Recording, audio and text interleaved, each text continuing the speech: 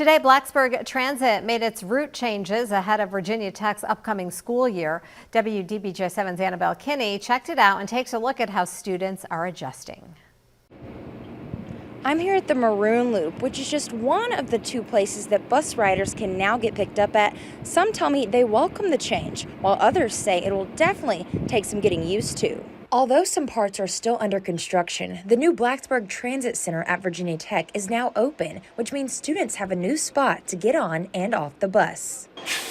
The center is divided into two locations, the Maroon Loop and the Orange Loop, which are located on each side of the Perry Street garage. From here, the buses will take them to stops further into or off campus. Kevin Hong, a senior, says he thinks the new routes will make the commute to classes much easier. Really nice to have, especially given that it's by a lot of the sort of academic buildings on this side of campus rather than being more centralized.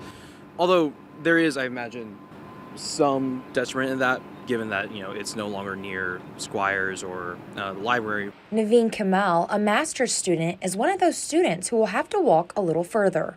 Right now the bus stop near the Squires are missing, so I'll have to walk from here to there. So it's gonna be a little bit hectic for me.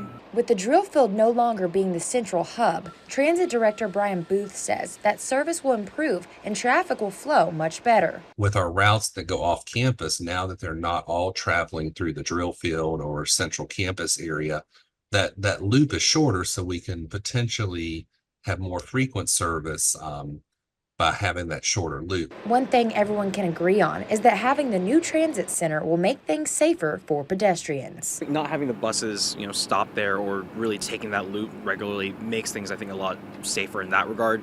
It also does free up a bit of traffic as far as just cars in general. In Blacksburg, Annabelle Kinney, WDBJ 7.